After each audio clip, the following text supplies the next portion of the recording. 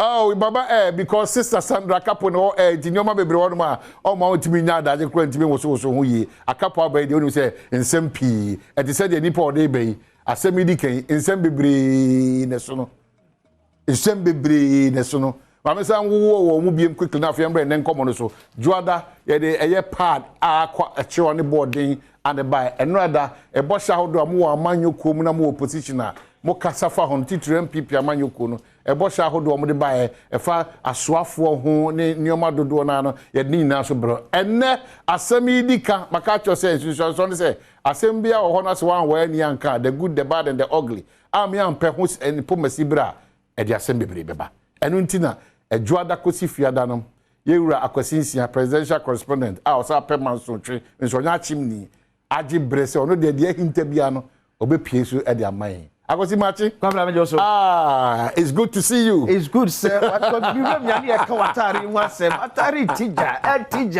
akosi no it's good to see you enya atari nkwa so obeti nya fa down no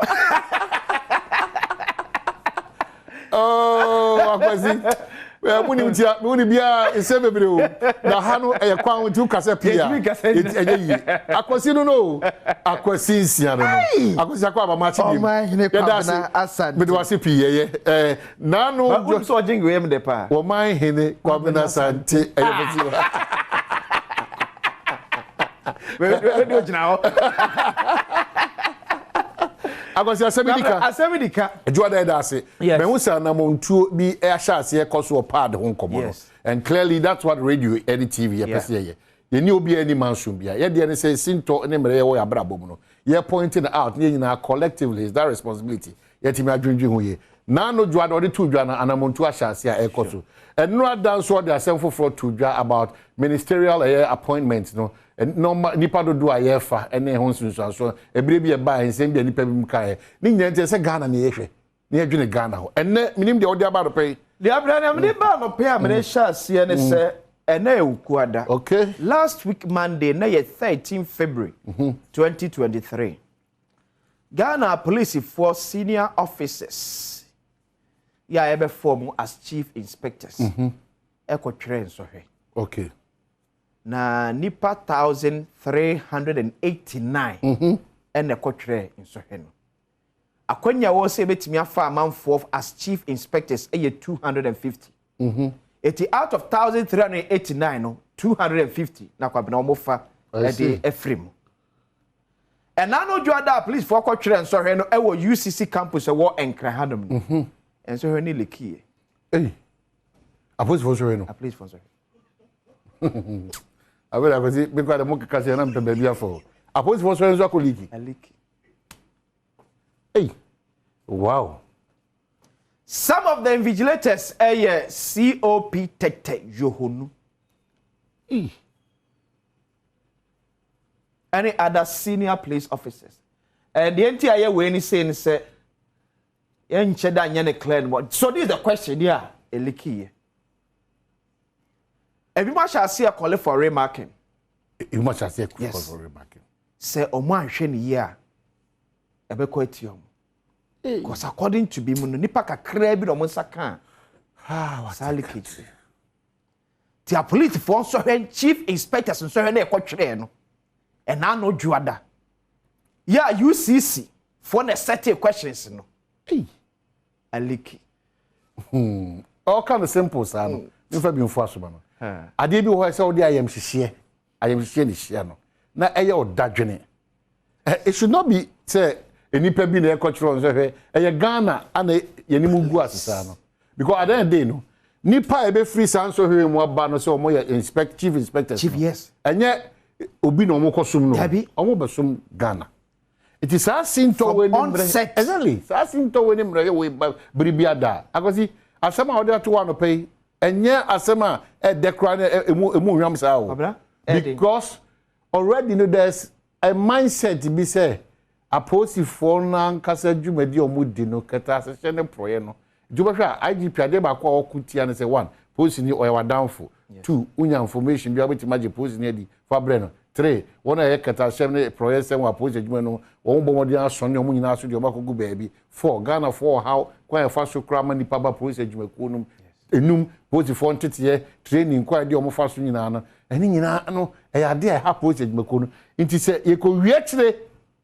na se sei ana kwasidi to join na no pesa na tie ya which of course entisa Asem can emphasize Asem to okay Asem P akwasidi to come so Kwabra chief inspector so here aliki but no commodity because so much your film okay that's our main topic for focus and no pay na eno honorable Osei Amua mrashe bi dwani ma de hye wo Akuapem South e convert na ne vet ni nsem bi epiepie obeka ya aban di sinani so as 2017 say amanfo se bi eja wo na gu monte so dodo open defecation ye peko ye betimi esi ano kwan ho na motwen bi ye se yensisi agyanan bia e wo miamia hodo ya ebi ene tu beka ya owura okova poi apensu ebewura eye emse ni agei so amo apensu no omo ni shebi ba se empo afiefie janabia enim no yesi bi ho no ye force me fie wa what me am so be sibi afia monte so yesi bi ho assemblies ne adwumako bi ekọ contract se adwumako no ensi ajanabia e wo miamia do within our community se na be ya se janabia amanfo eji omo na basam samado pe o hwe na se so my kind of bia na feel be dia fa che breakfast Asem di kan dia we have to you have to ekobode ma kwabna ko wie mu se contractors jade edan so omu AC ajanabia no but say ye ka say bebre ntimi nwie ye this is the attitude of all of us bebre ntimi nwie na no honorable obiam wakopiem no ye bisa na Asem ne fa because on the ma letter of introduction the ma sajbeko no ye fe the Ghana First Company Limited se onfanko assemblies no nkodi enkomo se assembly ni gitum no sai kanta dia and the assembly no any Ghana First na sign contract Ghana on behalf Ghana First in come have been part of the process before e ba enyende in fact papa no come china to my friend BNI our friend several times the last time I checked on the CID headquarters so ana DC for no only omudi nkomo a omo say ma ansa na odun nkomo odi DC for sa bre na only omudi nkomo because obi asida kodu baabi yes e dan na ka enwurem yes papa no so say onya to me free local government or say onko assembly for no assembly for no so say to me krata na buy na say yen hwe say hu be hia say sa ebetimi ni wa ya adwuma because asase hu nsem kra a problem asase kra assembly ni be ma no a problem two assembly no so say enya de omo so ni mu faso director omo be nya every munti no sa antiase no enhye da nya adwuma eti sem no de wakofa Ghana First time me gidi say ne kwase papa no twa yes obefre because many onobo obi am akasa pe many Ghana First papa no so akasa pe because Jefam kuna no office on ne etare yes also a contractor oh yeah construction work road construction as a form ana anu achi many assembly for no MC for ni bi ni DC for ni bi so edidi nkomo various structures no mo church maybe we see maybe contractor for ni bi so say krata na Ghana First for so ni omo call sa apam no sa krata na sisie krata enti sa de ndoko waswa Asem but quickly yentie enswenra honorable obi amwade tuja e wo parliament kan kata si GT for ada o nya sa video yi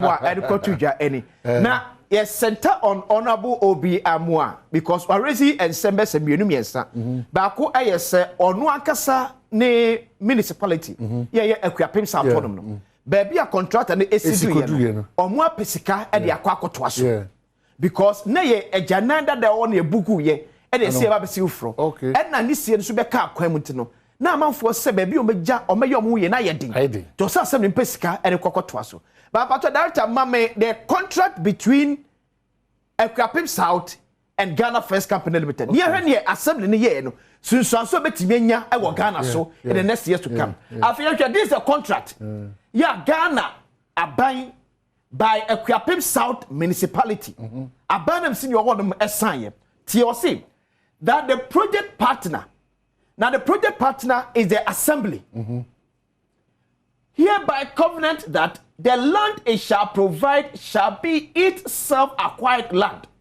with title, right, and or interest in the said land having vested in the project partner. It is not true. And it say Ghana First Eko Pesika and the project no. Abayanam si for assemblies mepe asase em ye de si Ghanabiano. Furthermore, the land so provided shall be vested to the project owner, who is authorized to use the respective land for the purpose of securing funding only for this project. Securing funding only for the land. Assembly assassin krataba. Na Ghana First the Kojibosia. Ebeye project when to Kojibosia team for any other project. 3. That the project partner hereby covenant that further that in the event it has no self-acquired land, then it shall facilitate and ensure the acquisition of a third party's land. 4. That the project partner hereby further covenant that whether the land for the project is its self-acquired land or a land belonging to a third party, it shall bear the sole responsibility of procuring the said land for the project free from encumbrances. Examples being that it shall be free from litigation whatsoever or any adverse claim or defect in its usage for the project under any circumstance. In this instance, conditions in clause 3II supra also supply. Eti assembly nasa from Kodiaba no, o make sure se man so twibia ni ho. Se man so twibia ba ho assembly no and a bear responsibility be a wo bia. 4. That the project partner shall ensure that the assembly itself ahana onabo bia wasmo kan no say equipment staff for pesika de akotoa project no eso. Meanwhile the project no for the next 30 years no a contract between the assembly and Ghana First. The project belongs to Ghana First until 30 years no ebewie. For so that the project partner shall ensure that the assembly itself, agents, privies, assigns, servant, workmen, whomsoever or otherwise, howsoever, during the tenure of any government, shall not dispose the project owner from its ownership, and that no person at law shall take over the property comprised the project herein, either permanent or temporary. It is for now, Honorable Obiamwa, and the assembly, said you have taken, yes, you have taken the project from Ghana First, and per this contract, you are more assigned. The part of me already part or sign contract that time, but quickly, you already part or sign contract no on behalf of Equiapem South.